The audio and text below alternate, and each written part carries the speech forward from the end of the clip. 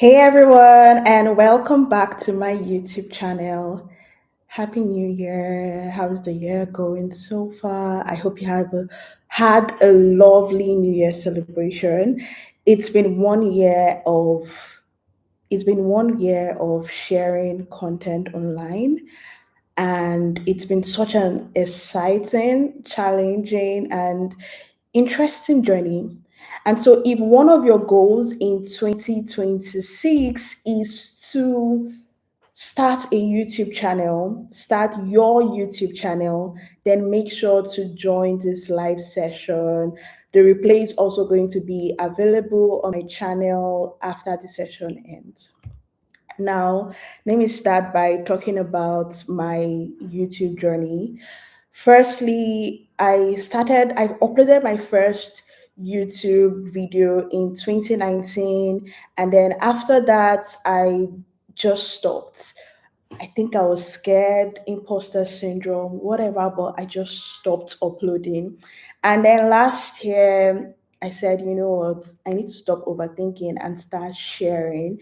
And one thing I really wanted to talk about was my vast experience when it comes to career, when it comes to tech, when it comes to data, sharing that experience and teaching people everything I know. And that's why I started my channel last year, and I was so consistent, if I do say so myself, sharing videos, interviewing amazing people, and just showing up for myself every day online. And these are the things that you need to do if you want to start your YouTube channel this year. I wrote down a couple of notes, speaking notes, so I don't forget.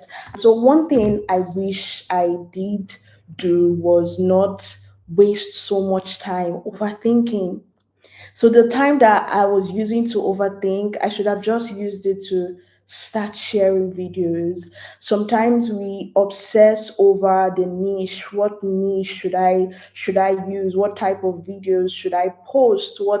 What content should I put? And then you just store and store and store, and you're in this analysis paralysis loop. So one thing I wish I did earlier was start sharing content. So if you're someone that wants to start your YouTube channel this year, don't overthink it, just start sharing.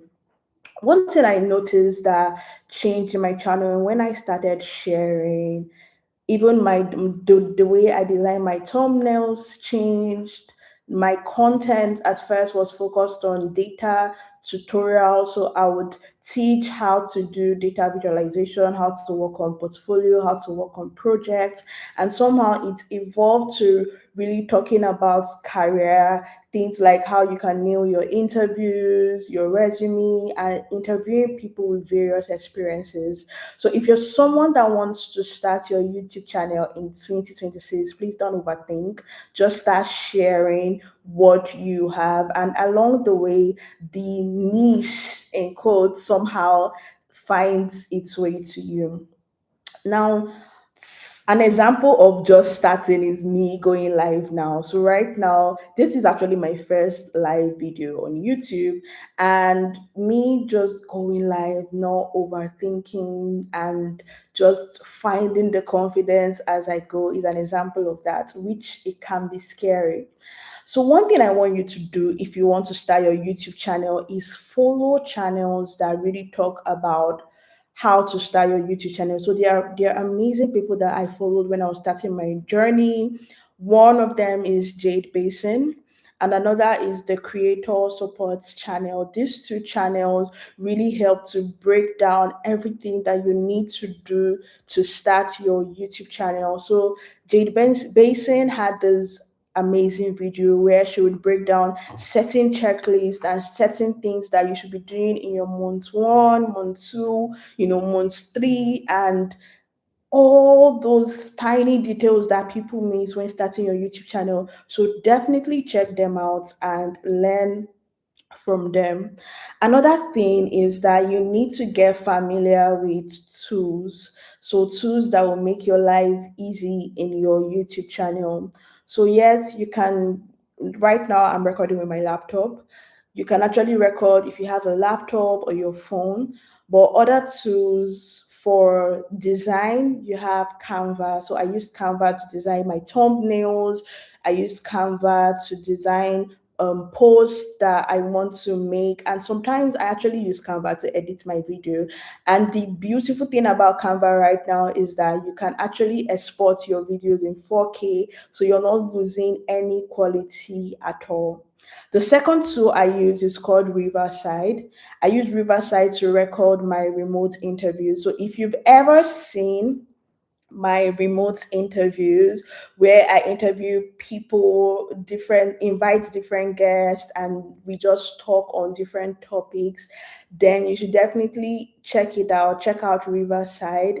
Riverside is so good. And one thing I love about using Riverside so far is that when it comes to editing, it uses AI tools that actually make it easy for one to edit. So you can easily edit the filler words. You can easily edit the video from the text. So when I cancel a word in the text part of the video editor, it actually removes the video. So it just makes it easy.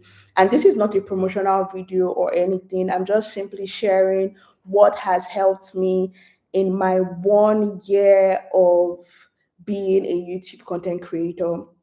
Another tool that I wrote down is Edits or YouTube Creates or CapCut. So these tools are really good for making shorts, editing shorts. So if you want to focus on creating shorts for your YouTube account, then definitely check out these tools.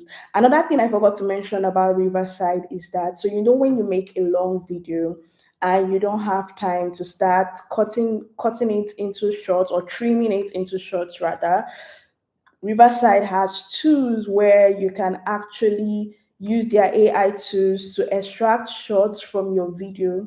So that way you can promote your main YouTube video. So what I usually do is after I post a long video, I then extract about maybe 3 or 4 relevant shots and then post. Then when I post, I link that short video to a related long video. So that way, the short can help you get more reach and then it connects back to your main video. So definitely look into those tools. And another thing that I've learned in my 1 year journey is to celebrate metrics that are not within my control.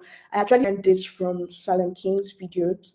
And sometimes we just but these are metrics that are not within your control. These are metrics that are not within your control. So instead, why can't you celebrate that you uploaded 50 videos? Why can't you celebrate that you edited 10 thumbnails this week? So these are metrics that you can actually celebrate in your journey. And one thing you also want to do is create a schedule that is realistic and that you can follow through. So one thing I was focused on at the beginning was consistency and not just intensity. So sometimes when you're starting your YouTube channel, you tell yourself, okay, you know what, I'm going to be doing every day, I'm going to be uploading a long form video. And before you know it, at the end of 1 month, you're exhausted, you're tired, you feel like, you know what, I'm done uploading videos on YouTube. Maybe this is not for me. You're exhausted because you're pushing yourself too hard. And if that is feasible for you, good. But just realistically look at your schedule, and if you can stick with one video a week and then multiple shots, awesome. If you can stick with 2 long videos a week and multiple shots that are still from that video, beautiful. So create a schedule that you can follow through.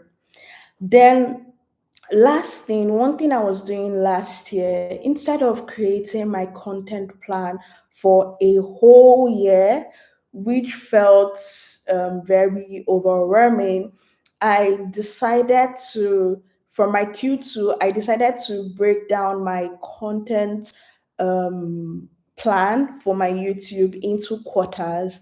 So that way I could keep my topics also relevant to what's happening, relevant to feedback in real time, and just share more and more. So that way it just seems like a very seamless plan. So I would actually plan for a quarter, plan all my topics for the quarter. If there is anyone that I needed to invite to interview with, I would do that ahead of the next quarter and then lock in those interview dates. So do all that. Then if you're someone that is starting a YouTube channel and you want to interview people, please don't overthink reaching out to people. Just reach out to as many people as possible, and you'll be surprised how much good feedback or positive responses you get. So one thing I did for my YouTube channel, yes, some of the people that I interviewed were friends, but some of the people were also people that I didn't know, that I just reached out to based on their profile and the work that they shared online. And then what I'll usually do is establish this first intro call where I introduce myself to the person, we talk a little bit and then schedule the main interview. So why I do this, because it just really helps when you're going into the main interview. It seems very seamless, and you connect better with the person that is doing interview, as opposed to just starting in an interview session and you're just meeting this person for the first time. So if you're someone that wants to go into interviewing a lot of people, explore that option.